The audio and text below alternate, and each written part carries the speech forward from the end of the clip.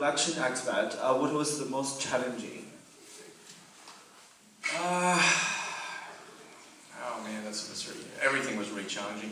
I think, okay, the most challenging thing was probably licensing in this one.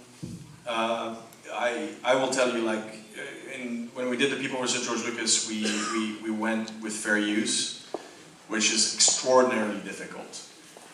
Having to license every single thing in a film like this, I mean in a pop culture film, is even way more difficult than going with fair use.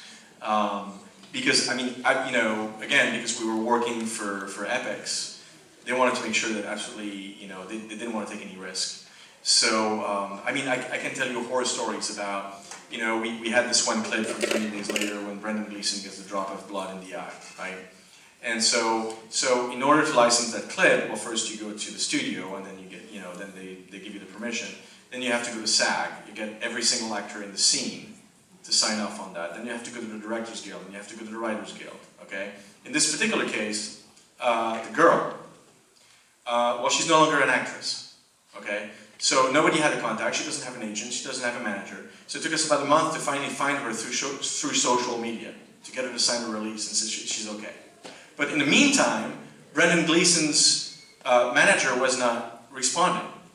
Okay, so we decided eventually that we were going to have to contact the agent, Brendan Gleeson's agent in Ireland, who turned out to be horrific to us. Okay, so we worked just on this one clip, right, a solid month to get it, and just because of this one agent, we couldn't get it in. Okay, and that was at the last minute, so we had to replace it with this clip that you saw from Cargo, you know, which I think is almost as good.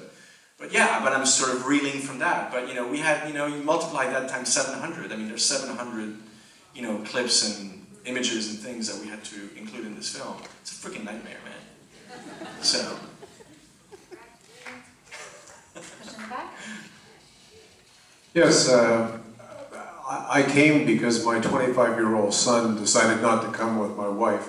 And he's a zombie fan, and I thought, you know, how good could this be?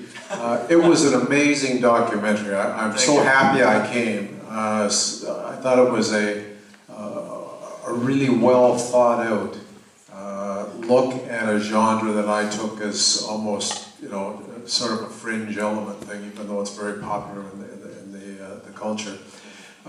You mentioned $100,000 to get your licensing. Do you mind if I ask, because it's so well done, what your budget was to actually produce this documentary? I don't think I can really tell you that. You got a ballpark? A range? Under $1 million, let's just say that. Yeah, that's incredible. Under $1 million, yeah. Well, thank you very much. Thank you.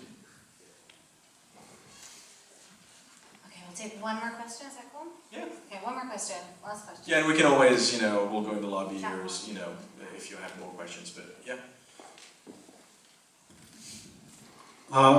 Do you know if those directors use a lot of extras, or it's computer generated in most cases? Are you talking about all the zombie scenes? Yeah, like many actors. Yeah, so there's a lot of, you know, a lot of it that we shot ourselves, a lot of it that was crowdsourced, a lot of it that was, you know, we worked with other filmmakers, you know, around the world. We had obviously 2 co-production partners, Red Letter Media, you may know them from the, you know, Phantom Menace 70-minute review. You know, they obviously did the Mr. Plinkett segments, and then Geekscape, you know, worked with us. So I sort of remotely, you know, directed those segments with them. So there's a lot of different kind of elements to making a film like this.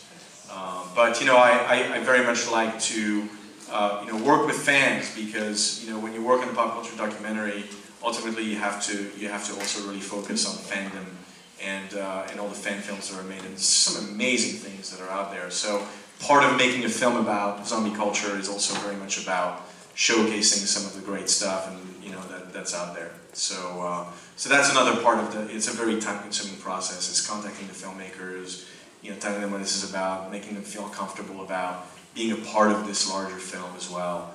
You know, most of them were really, really wonderful. You know. There's always a few that will refuse right off the bat and they'll say, no, we don't want to be in your film. And that's fine, you know, that's their right. So, but I feel very privileged that we've had so many great filmmakers to work with us. So. Great. you guys have any more burning questions, I'll be happy to answer them in the lobby for the next little bit. Thank you so much for coming. Director of Dock of the Dead, Alexandre, Philippe. Thank you. And Thea Munster.